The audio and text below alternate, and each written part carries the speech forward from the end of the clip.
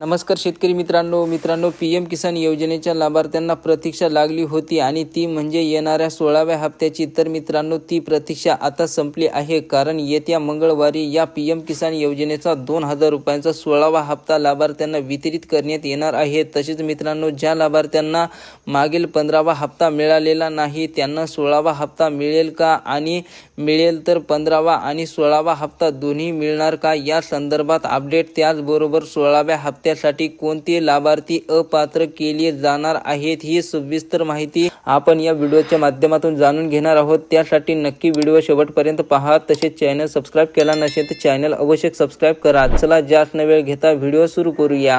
तर पहा मित्रांनो, कृषी अधीक्षक रवी हरणे यांनी दिलेल्या माहितीनुसार येत्या मंगळवारी 16 जानेवारीला 16वा हप्ता लाभार्थ्यांना वितरित करण्यात येणार आहे आणि त्यासोबतच त्यांनी ई-केवायसी करण्याची सूचना पण दिली आहे, कारण येणाऱ्या 16व्या हप्त्यासाठी ज्या लाभार्थ्यांची ई-केवायसी तसेच भूमी अभिलेख नोंद अद्ययावत बँक खात्याला आधार लिंक असेल असेच पात्र लाभार्थी होणार आहेत, अशी सुद्धा माहिती शासनाकडून देण्यात आली आहे। आणि मित्रांनो, एवढंच नाही तर जे लाभार्थी आपली ई-केवायसी करत नाहीत त्यांना योजनेमधून कायमस्वरूपी अपात्र करून बाद केले जाईल, असे सुद्धा सांगितले आहे। त्यानंतर मित्रांनो, दुसरी महत्त्वाची गोष्ट म्हणजे ज्या लाभार्थ्यांना मागील 15वा हप्ता मिळालेला नाही त्यांना 16वा हप्ता मिळेल का, आणि त्यासोबत न मिळालेला 15वा हप्ता सुद्धा मिळणार का। तर मित्रांनो बघा, तुम्ही ई-केवायसी, आधार लिंक आणि लँड सेटिंग म्हणजेच मित्रांनो तुमची भूमी अभिलेख नोंद अद्ययावत असेल परंतु तुम्हाला 15वा हप्ता मिळालेला नसेल तर यावेळेस 16वा हप्ता आणि 15वा हप्ता सुद्धा मिळू शकतो। कारण मित्रांनो, बहुतेक जणांना असे एकत्र दोन्ही हप्ते मिळाली आहेत, किंवा मित्रांनो ज्यांनी ई-केवायसी केलेली नव्हती आणि त्यांना 15वा हप्ता मिळालेला नाही, तर त्यांनी जर आता ही ई-केवायसी करून घेतली तर त्यांना सुद्धा मागील पेंडिंग हप्ता मिळून जातील। तर अशा प्रकारे मित्रांनो, या पीएम किसान योजनेच्या 16व्या हप्त्या संदर्भातील ही महत्त्वपूर्ण अशी अपडेट होती। मित्रांनो, व्हिडिओला लाईक करा, चॅनलला सबस्क्राइब केलं नसेल तर चॅनलला अवश्य सबस्क्राइब करा। धन्यवाद।